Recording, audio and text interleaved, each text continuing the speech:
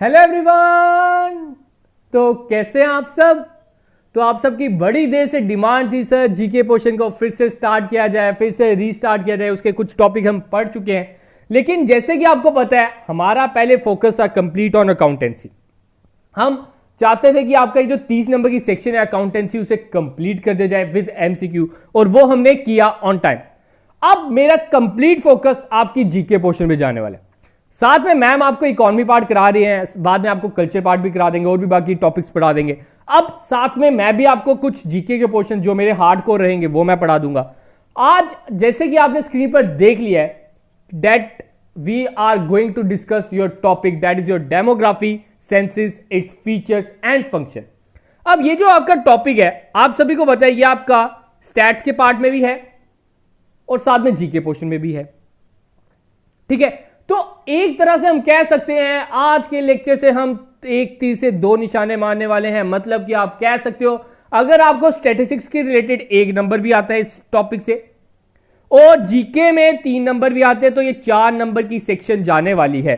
तो इस लेक्चर्स को जरूर देखना। ये आपके मैंने अराउंड मैं कह सकता हूं 4 to 5 लेक्चर्स में आपका कंप्लीट हो जाएगा और बड़ा ही आसान टॉपिक है। ठीक है, अब मैंने इनकी डिवीजन कैसे किया है मैं बता देता हूं। मैंने एक पार्ट रखा है डेमोग्राफी का, दूसरा पार्ट रखा है सेंसस का।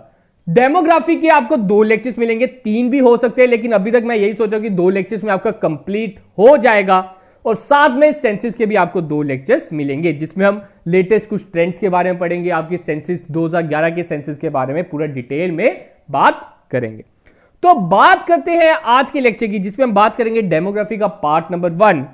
तो डेमोग्राफी होता क्या? डेमोग्राफी असली में 2 शब्द से बना है, 2 ग्रीक वर्ड से बना है, that is your demos and graphy. ठीक है, ग्राफी वर्ड से आप वाकिफ होंगे, जियोग्राफी। ठीक है, तो डेमोस भी आ गया साथ। डेमोस का मतलब क्या है? आपसे उधर ये डायरेक्ट एमसीक्यू आ सकता है। जो आपका डेमोग्राफी है वो कौन से 2 वर्ड से बना है? सर ने बताया था that it drives from 2 words demos and graphy. और जो डेमोस है वो हमारा मतलब है उसका ह्यूमन पॉपुलेशन, या आप कह सकते हो द पीपल। मतलब द पीपल और ह्यूमन पॉपुलेशन एक ही चीज है जब हम डेमोग्राफी पढ़ रहे। साथ में ग्राफी वर्ड है, उसका क्या मीनिंग है? Record, measure, description. मैंने 3-4 बुक्स कंसल्ट की, सभी में जो जो वर्ड लिखे थे मैंने सभी के सभी लिख दिए। तो आपने याद रखना है जो ग्राफी वर्ड है वो रिकॉर्ड भी है, मेजर भी है, डिस्क्रिप्शन भी है, राइटिंग भी है, साइंस भी है, स्टडी भी है। अगर हम इन दोनों वर्ड्स को कंबाइन करें तो हम कह सकते हैं in simple words we can say that it is a study of people और study of population of a country और प्लेस। जरूरी नहीं है कि डेमोग्राफी जब हम पढ़ते हैं वो सिर्फ और सिर्फ किसी कंट्री के लिए ही होती है, किसी डिस्ट्रिक्ट के लिए भी हो सकती है, किसी स्टेट के लिए भी हो सकती है, किसी कॉर्पोरेशन के लिए भी हो सकती है। ठीक है, अब बात करते हैं क्या बना हमारा डेमोग्राफी। सर डेमोग्राफी का मतलब है study of people of particular region. किसी भी पर्टिकुलर रीजन को पकड़ लो, किसी भी घर को भी पकड़ लो, तो हम कह सकते हैं हम उसकी डेमोग्राफी कर रहे हैं, हम उनकी स्टडी कर रहे हैं। हम पता कर रहे हैं कि उधर कितने मैन हैं, कितने वुमेन हैं, कितने सैलरीड पर्सन है, कितने बिजनेसमैन है, कितनों की क्या एज फैक्टर है, क्या एज है उनकी, कितने इधर यंग्स हैं, कितने इधर ओल्ड फैक्टर्स हैं, और भी जो भी इनके रीजंस आ सकते हैं, इनकी सेक्स रेशियो क्या है, कितने फीमेल्स हैं, कितने मेल्स हैं, एंड सो ऑन। तो उसमें हम उनकी क्या कर रहे हैं? स्टडी कर रहे हैं। हाँ जी, इस घर में 5 पर्सन रहते हैं, 5% में से 1 कमाता है, 2 पढ़ते हैं, 1 हाउसवाइफ है एंड 1 इज ओल्ड मैन। तो हम इसको भी क्या बोलेंगे? डेमोग्राफी। हम उधर की स्टडी कर रहे हैं।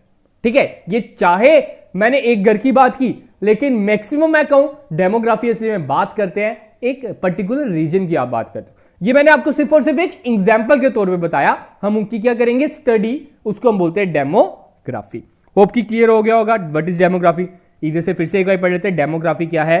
रिकॉर्ड ऑफ ह्यूमन पॉपुलेशन भी आप कह सकते हो, मेजर ऑफ ह्यूमन पॉपुलेशन भी कह सकते हो, डिस्क्रिप्शन ऑफ ह्यूमन पॉपुलेशन भी कह सकते हो, राइटिंग ऑफ ह्यूमन पॉपुलेशन भी कह सकते हो, science and study of population भी कह सकते हो। होप कि क्लियर हो गया होगा। अब कुछ इंपॉर्टेंट फैक्ट्स, कुछ इंपॉर्टेंट चीजें जो आपको डेमोग्राफी के बारे में पता होनी चाहिए, और ये बड़ी बार एमसीक्यू आ चुके हैं। That who is the father of demography. आप पढ़ रहे हैं डेमोग्राफी, तो उसको जन्म देने वाला कौन था? That is John grunt. ठीक है, ये आप नोट डाउन कर लो, कहीं कहीं आपको GRUNT भी मिलेगा, AUNT भी ठीक है, UNT भी ठीक है, तो इन दोनों में से जो भी आपको ऑप्शन मिले आपने उधर ये चूज कर लेना है। Dad father of democracy is John grant. अब उन्होंने एक बुक भी लिखी थी जिसके बारे में आपको पता होना चाहिए, डैड नेचर ऑफ पॉलिटिकल। तो ध्यान से पढ़ लेना, मेरी थोड़ी सी राइटिंग अच्छी नहीं है तो उसके लिए थोड़ा सा एडजस्टमेंट कर लो। Nature and political observation made upon the bills of mortality 1662। इस बुक को भी आप नोट डाउन कर लो। तो कौन थे हमारे father of demography sorry, John grunt. उन्होंने बुक लिखी थी nature political observation made upon the bills of mortality 1662। बाद में बात करते हैं, ये जो हम टर्म पढ़ रहे हैं डेमोग्राफी, इसको कॉइन करने वाले कौन थे, इस टर्म को लाने वाले कौन थे? ये तो असली में हो गया स्टडी के लिए माने जाते हैं जॉन ग्रंट। लेकिन अगर बात की जाए, ये जो टर्म है, हम डेमोग्राफी पढ़ रहे हैं, ये डेमोग्राफी वर्ड हमें पता चला कि इसका ये मतलब है, तो ये कौन लाया? तो ये टर्म लाने वाले एचाइल गिलहर्ड थे इन 1855। ACHILLEGUILLARD। ठीक है, इसे भी आप नोट डाउन कर लो। तो फिर से एक बार मैं दोहरा देता हूं, father of demography is John Graunt, term coined by Achille Guillard in 1855। ये दोनों में ध्यान रखना, इसके ऊपर आपको एमसीक्यू आ सकता है। अब बात करते हैं हम इसमें पॉपुलेशन तो करते जा रहे हैं, ह्यूमन पॉपुलेशन करते जा रहे हैं। अब आपको पता होना चाहिए that world population day is celebrated on, world population day is every year celebrated on 11th of जुलाई। ये भी आप नोट डाउन कर लो। अब ये हम पढ़ रहे हैं डेमोग्राफी। डेमोग्राफी क्या है सर? आपने अभी बताया, it is a study of people, it is a study of human population. ठीक है, तो हम इसमें स्टडी करते हैं, ऑब्वियसली बात है, अभी भी हम स्टडी कर रहे हैं। तो इसके मेन कंपोनेंट्स क्या आते हैं डेमोग्राफी के? तो डेमोग्राफी के जो मेन कंपोनेंट्स आते हैं, that is your birth, death and migration. या बर्थ की जगह आप लिख सकते हो फर्टिलिटी, डेथ की जगह आप लिख सकते हो मॉर्टिलिटी, माइग्रेशन की जगह आप लिख सकते हो माइग्रेशन का माइग्रेशन ही रहता है। ठीक है, तो क्या है? बर्थ जन्म लेना, डेथ मृत्यु होना, माइग्रेशन एक प्लेस से दूसरी जगह पे जाना। ठीक है, इसके बारे में भी हमने आगे डिटेल डिस्कस करनी है, आप घबराओ मत, सब कुछ कराया जाएगा। तो आपसे उधर पूछा जा सकता है मेन कंपोनेंट ऑफ डेमोग्राफी कौन कौन से हैं?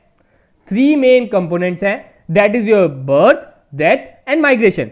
बर्थ जो है it is also known as fertility भी आप बोल सकते हो, डेथ जो है वो मॉर्टिलिटी बोल सकते हो, एंड माइग्रेशन इज माइग्रेशन। तो इनमें से कोई भी आपको ऑप्शन मिल जाए तो आपने वो चूज कर लेना। आगे बात करते हैं टाइप्स ऑफ डेमोग्राफी। होप कि आपको डेमोग्राफी के बारे में सब कुछ क्लियर हो गया होगा, क्या है डेमोग्राफी। अब हम पढ़ते हैं उसके डिफरेंट टाइप्स क्या हैं। तो डेमोग्राफी आपके 2 तरह के होते हैं, one is formal demography and the another one is social demography. अब ये जो मैंने पेंसिल से लिखा हुआ आपको दिख रहा है ब्लैकिश कलर में, ये बस याद कर लो, काम हो गया। ठीक है, formal demography is related to quantity, social demography is related to quality. बस बाकी आपको मैं समझा देता हूं, बस आप ये टर्म याद रखिएगा, आपको सब कुछ क्लियर हो जाएगा। फॉर्मल डेमोग्राफी क्वांटिटी से रिलेट करता है, सोशल डेमोग्राफी क्वालिटी से रिलेट करता है। अब फॉर्मल डेमोग्राफी है क्या? एक बार मैं लाइन पढ़ लेता हूं, ये लाइन आपको याद करने की कोई जरूरत नहीं है। It refers to the mathematical study of such vital events such as birth, death, migration, marriage, divorce. अब आप फॉर्मल डेमोग्राफी में क्या पढ़ते हो? Mathematical study. अच्छा जी बताइए कितने बर्थ हुए, अच्छा जी बताइए कितनी डेथ हुई, इधर से कितने माइग्रेट किए, इधर से कितने इंसान बाहर गए, इधर से कितने कनाडा से इंडिया आए, इंडिया से कितने कनाडा गए, कितनी माइग्रेशन हुई, कितने मैरिजेस हुई, कितने डिवोर्स हुए। ये सब कुछ अगर हम क्वांटिटी से रिलेट करके पढ़ेंगे उसे हम बोलेंगे फॉर्मल डेमोग्राफी। अगर हम इसको क्वांटिटी से रिलेट करके पढ़ेंगे उसे हम क्या बोलेंगे? Formal demography. लेकिन सोशल डेमोग्राफी क्या है? Social demography relate to the quality. वो आपसे क्या पूछेगा? आपकी क्वालिटी के बारे में। तो इसमें हम किसकी बात करेंगे? That is your quality. Quality in the sense हम कह सकते हैं दैट अगर हम कंपेयर करते हैं वुमेन और मैन को, हम कह सकते हैं इनकी स्टडी करेंगे, हां men's are good in mathematics, हम कह सकते हैं कैलकुलेशंस में। जरूरी नहीं है, लेकिन स्टडीज हमने पाया more mens are good in mathematics than womens. हमने फिर और स्टडी की that womens are good in cooking than man. हाँ, ये सही बात है ना? तो ये भी हम क्या कहेंगे? डेमोग्राफी की हम स्टडी की, हमने उधर उनकी स्टडी की और उधर से हमें उनकी क्या पता चली? क्वालिटी पता चली, ना कि क्वांटिटी। इसमें हम न्यूमेरिकल वैल्यूज को नहीं कंसीडर करते, इसमें हम क्वालिटी को कंसीडर करते हैं। होप कि आपको क्लियर हो गया होगा दो डेमोग्राफी कौन कौन से है। That is your formal demography and social demography. Formal is for quantity, social is for quality. अब बात करते हैं, कुछ इंपॉर्टेंट टर्म्स पढ़ लेते हैं, तभी हम आगे पढ़ पाएंगे। आगे जो हमने पिरामिड्स वगैरह पढ़ने हैं, कुछ ट्रांसिशंस पढ़नी है, तब अगर आपको तभी ये समझ आएगी जब आपको इन टर्म्स के बारे में कुछ पता होगा। पहली इंपॉर्टेंट टर्म हमारी आ जाती है डेमोग्राफी के related, that is your birth rate या क्रूड बर्थ रेट भी आप इसे बोल सकते हो। ठीक है, तो क्या है? तो इसको पढ़ने से पहले एक और चीज आपने याद रखनी है, दैट योर फॉर्मल डेमोग्राफी। एक और चीज मुझे याद आ गई, ये जो फॉर्मल डेमोग्राफी है it is your narrow concept,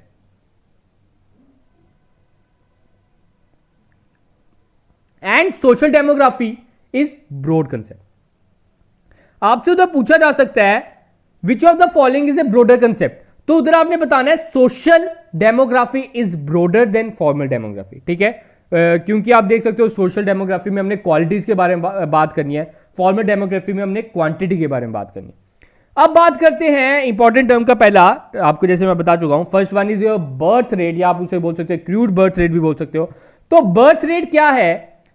आपको जैसे नाम बता रहे हैं बर्थ, बर्थ मतलब जन्म, जन्म कैसे लिया जाता है? ठीक है, तो जन्म का रेट मतलब कि total number of live births पर 1000 people in a given period. कितनी बर्थ हुई, कितने लाइव बर्थ हुए पर 1000 पीपल। ठीक है, इसमें याद रखना हम जब भी स्टैटिस्टिक्स पढ़ते हैं उसमें हमारा पर 1000 पीपल ही रहता है। तो इसका अगर फॉर्मूला पूछा जाए तो इसका फॉर्मूला हमारा इसके अकॉर्डिंग बन जाता है नंबर ऑफ, इसे भी नोट डाउन कर लो, number of live birth upon total population.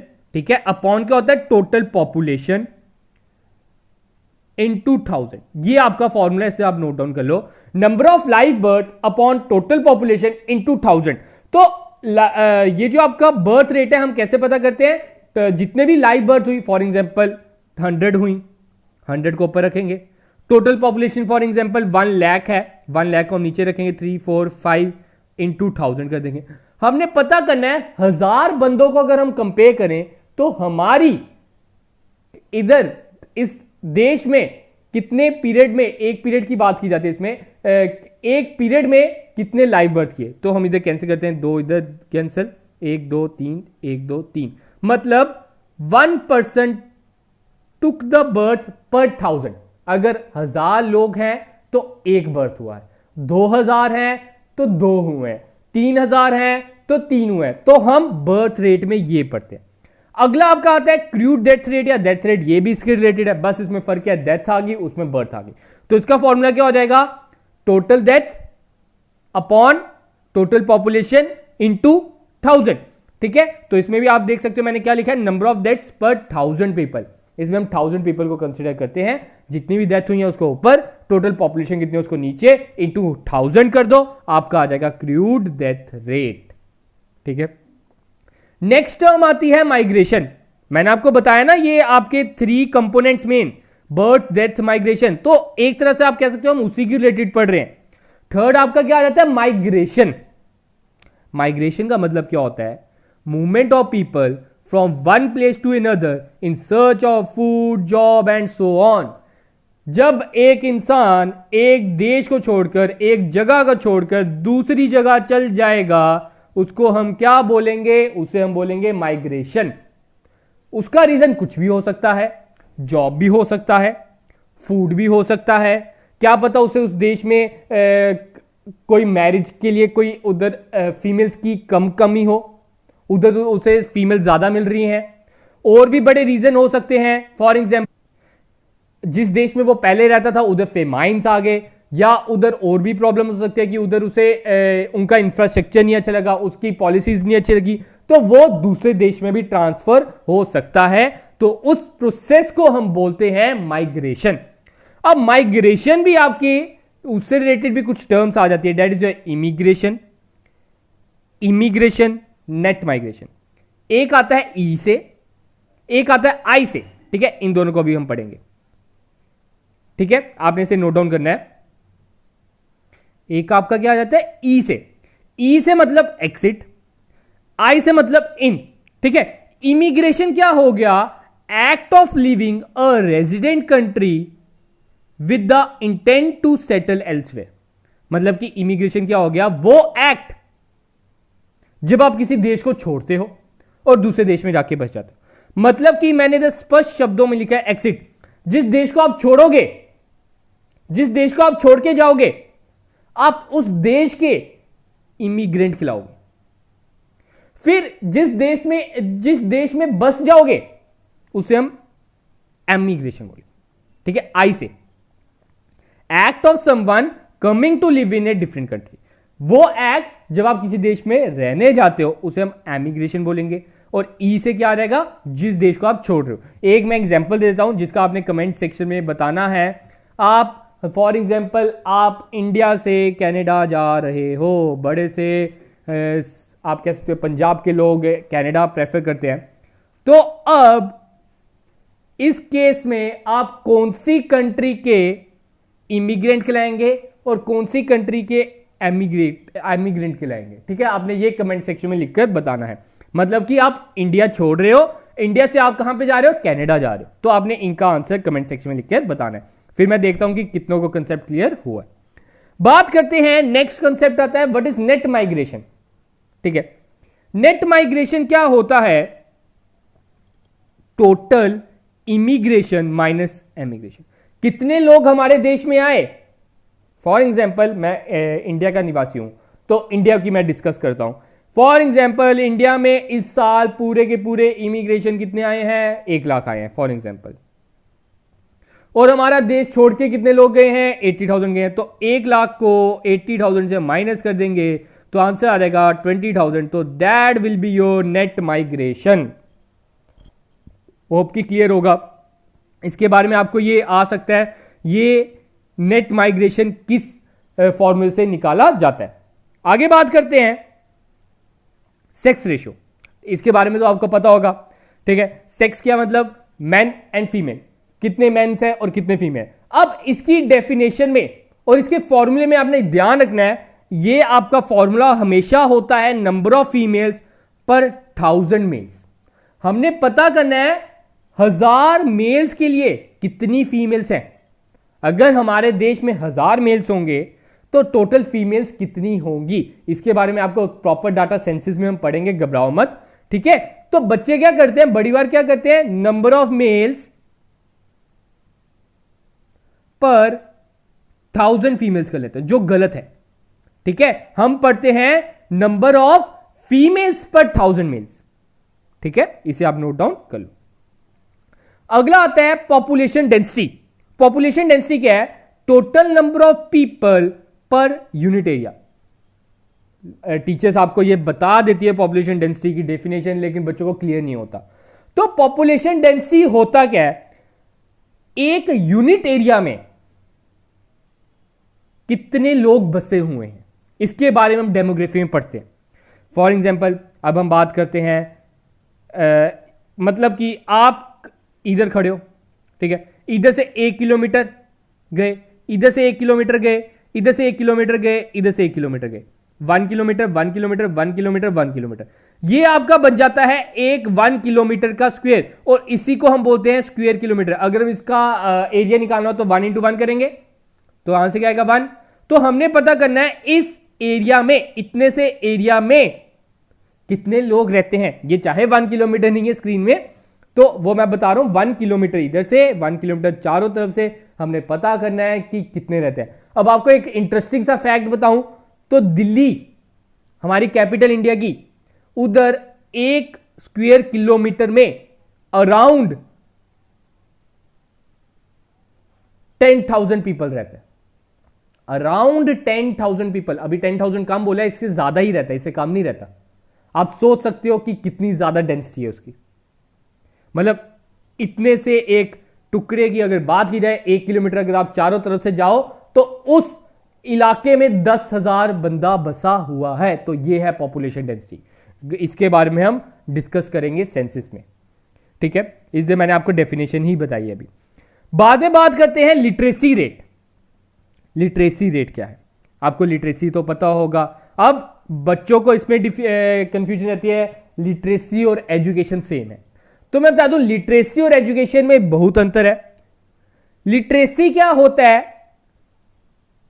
अगर आप, ठीक है, 7 या 7 साल से ऊपर हो and you have the ability to read, write and understand any language, then you are literate. अगर आप 7 साल से ज्यादा हो और आप कोई भी लैंग्वेज, कोई भी एक लैंग्वेज आप लिख भी नहीं सकते, रीड भी नहीं कर सकते, अंडरस्टैंड भी नहीं कर सकते, तो हम उन्हें बोलते हैं इलिटरेट, ठीक है। मतलब बस एक लैंग्वेज आपको आनी चाहिए, उसको लिखना भी, समझना भी और पढ़ना भी, तब आप उसे लिटरेट कहोगे, ठीक है। एजुकेशन की बात की जाए, अगर आप कोई डिग्री पा लेते हो, आपने 10th पास किया, मैं बोलूंगा हाँ मैं 10th पास हूं। मैंने 12th पास की, हाँ मैं 12th पास हूं। मैंने बैचलर डिग्री पास की, आई एम बैचलर। उसके बाद हमने पीजी भी की, post graduate and so on, ठीक है।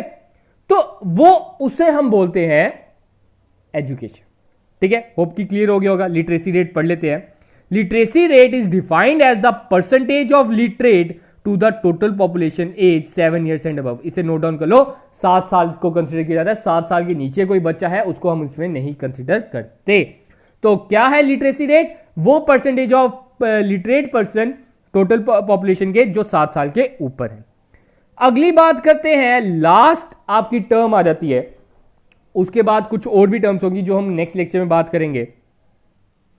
That is your demographic transition, ठीक है। अभी इसके नीचे हमने इसके फेसेस भी पढ़ने हैं, घबराओ मत, ये बहुत लेंथी है, तो इसी वीडियो में आपको कंप्लीट करा के जाऊंगा। तो बात करते हैं डेमोग्राफिक ट्रांसिशन है क्या? Sir, it is the phenomena and theory which refers to the historical shift from high birth rate. मैंने आपको तभी पहले बर्थ रेट के बारे में बताया, तब इधर आया हूं, ऐसे मैं डायरेक्टली आपको यह भी करा सकता था। तो क्या कह रहा है? डेमोग्राफिक ट्रांसिशन क्या है? वो फिनोमिना है जो historical shift from high birth and high deaths with minimal technology, education and economic development to low birth rate and low death with advance technology. Demographic transition या बोल सकते हो डेमोग्राफिक फेसिस भी बोलते हैं, ठीक है, PHASES। अब वो फेसिस हैं, वो पोजीशंस हैं, वो ट्रांसिशंस हैं जिसमें हम देखते हैं हाई बर्थ और हाई डेथ से, हाई बर्थ और हाई डेथ से कैसे इंसान, कैसे वो देश लो बर्थ और लो डेथ पे पहुंच जाता है। स्टार्टिंग में जब भी किसी देश की स्टार्टिंग होती है, डेवलप होना स्टार्ट होता है, तो उधर केस होता है high birth and high death. जब जैसे जैसे वो डेवलप होने बैठ जाता है, डिफरेंट डिफरेंट पोजीशन से निकलता है, डिफरेंट डिफरेंट स्टेजेस से निकलता है, तो उधर होने बैठ जाते हैं less birth and less death. तो इधर तक पहुंचने के पीरियड को हम बोलते हैं डेमोग्राफिक ट्रांसिशन। अब आपने एक और चीज इसमें याद रखनी है, पहले क्या है? हाई बर्थ और हाई डेथ। तो ये क्यों होती है? Just because of come technology है उधर, एजुकेशन कम है उधर, इकोनॉमिक डेवलपमेंट अभी हो रही है। अब वो क्या हो गया? डेवलप हो गया। डेवलप का मतलब अब उधर लो बर्थ रेट हो रही है, लो डेथ रेट हो रही है विद एडवांस टेक्नोलॉजी, उधर एडवांस टेक्नोलॉजी आ चुकी है, ठीक है। होप की क्लियर हो गया होगा डेमोग्राफिक ट्रांसिशन। डेमोग्राफिक ट्रांसिशन वो स्टेजेस हैं जिसमें हम हाई बर्थ और हाई डेथ से लो बर्थ और लो डेथ पे कैसे पहुंचे उसके बारे में स्टडी करते हैं। तो डेमोग्राफिक ट्रांसिशन आपके असली में मॉडल्स इसमें आ जाते हैं 4, ठीक है।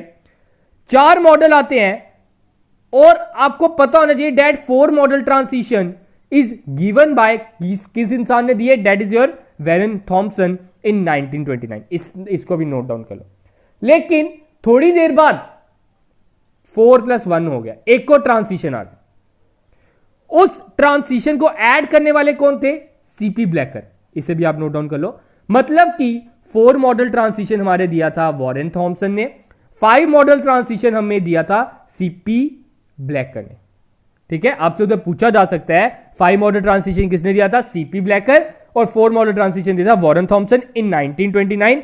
मेन आपके 4 ही रहते हैं, 5th वन में अभी कुछ ही कंट्रीज उधर पहुंच सकी हैं। तो बात करते हैं हमारा फेज नंबर 1। फेज नंबर 1 में हम किसकी बात करेंगे? मैंने आपको क्या बताया? पहला ट्रांसिशन क्या रहता है? High birth and high death, because उधर एजुकेशन कम है, उधर इकोनॉमिक डेवलपमेंट कम है, उधर नॉलेज कम है। तो पहला ट्रांसिशन हमारा यही है, जिसका नाम दिया गया high stationary and high fluctuating. आपसे पूछा जा सकता है जो डेमोग्राफी है उसका पहला स्टेज क्या है, पहला फेज क्या है? That is your high stationary and high fluctuating. इसमें क्या होता है, मैंने लिखा हुआ है बुलेट में, birth rate and death rate are high, 10 cancel each other. Birth rate भी ज्यादा होती है, डेथ रेट भी ज्यादा होती है। रीजन इसके बड़े हो सकते हैं, जैसे ऊपर मैं आपको बता चुका हूं, टेक्नोलॉजी की कमी है, लैक ऑफ नॉलेज है, और मेन चीज इस टाइम पे अभी डेवलपमेंट कम हुई है। तो उस टाइम के लोग क्या सोचते हैं? That children are their economic asset. Asset मैंने आपको बताया था, जो आपको पैसा कमाने में मदद करे। तो उस टाइम पे लोग यही सोचते थे, हमारे जितने चिल्ड्रंस होंगे हम उतना पैसा कमा सकेंगे। अगर हमारे 10 बच्चे होंगे, 10 बच्चे 1000 रुपए भी लाएंगे तो हमारे पास 10,000 रुपए हो जाएंगे। तो वो उस टाइम पे ये सोचते थे, लेकिन ये नहीं सोचते कि उन्हें 10 बच्चों का बर्डन भी उठाना पड़ता है। तो फर्स्ट फेज में हमने किसकी बात की? High stationary and high fluctuating होता है सर ये, और इसमें बर्थ रेट और डेथ रेट दोनों हाई होते हैं।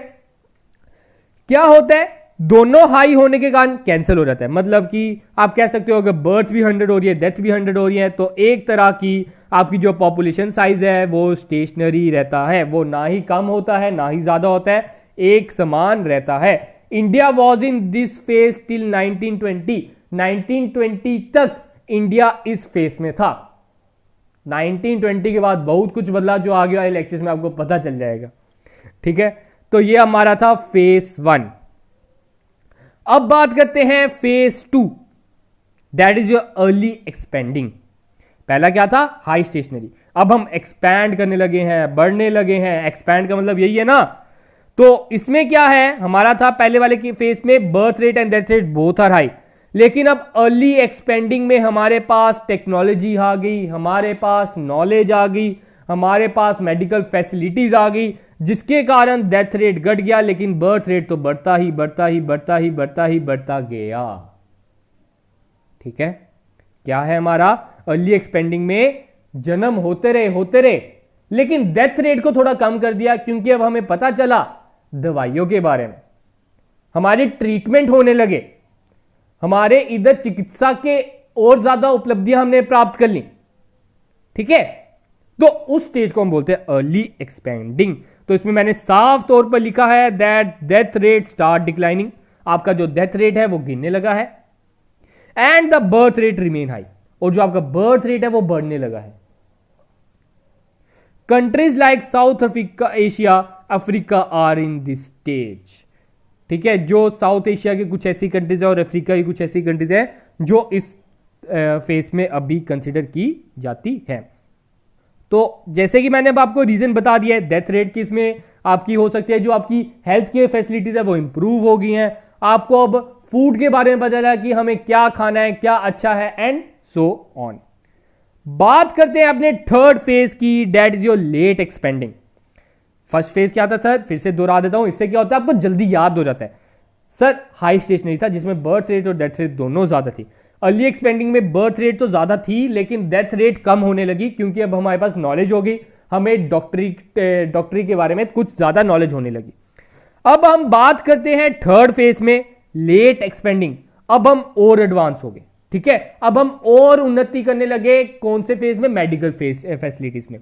हमारा क्या हुआ, बर्थ रेट तो घट रहा था लेकिन डेथ रेट डबल रेट से घट रहा था। अब हमें समझ आया ज्यादा रिप्रोडक्शन नहीं करनी, ज्यादा रिप्रोड्यूस नहीं करना, तो बर्थ रेट को हमने क्या किया, रिड्यूस किया।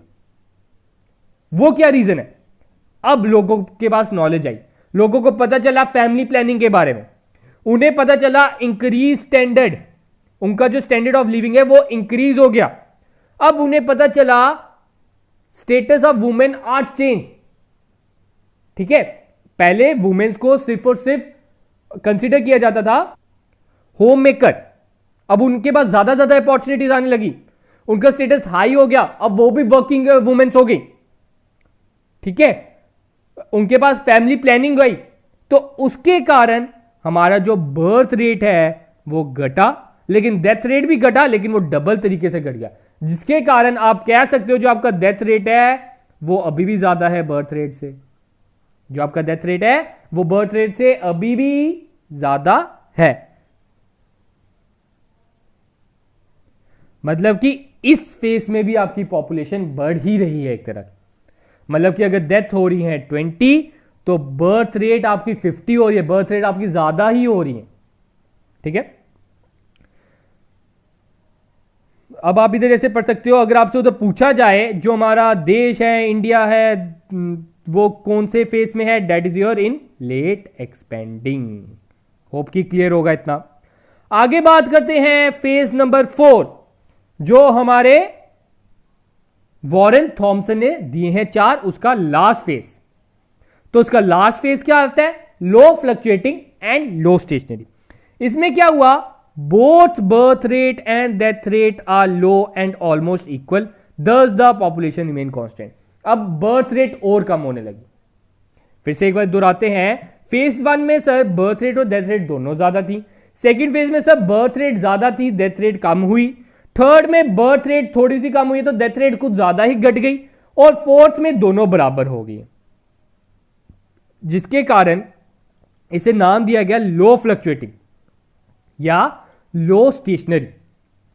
स्टेशनरी है, स्थिर है, कांस्टेंट है।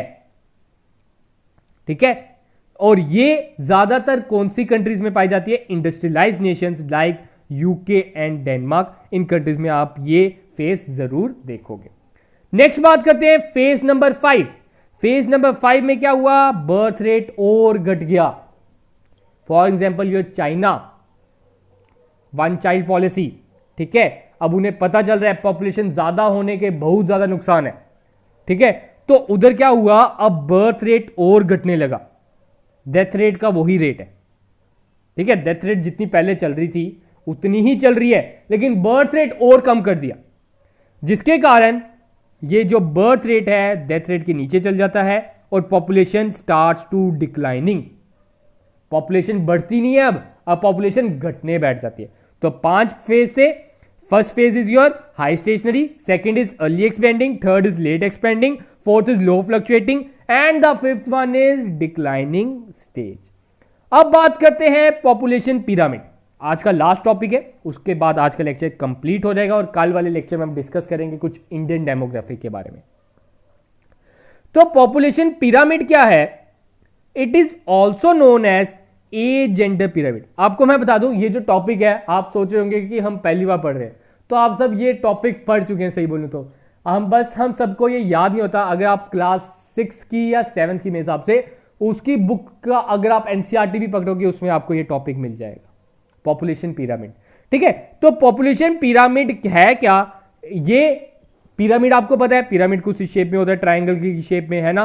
तो ये इसी की तरह है, एक ग्राफिकल रिप्रेजेंटेशन है। किसका ग्राफिकल रिप्रेजेंटेशन है सर, ये शो करता है distribution of various age groups in A population.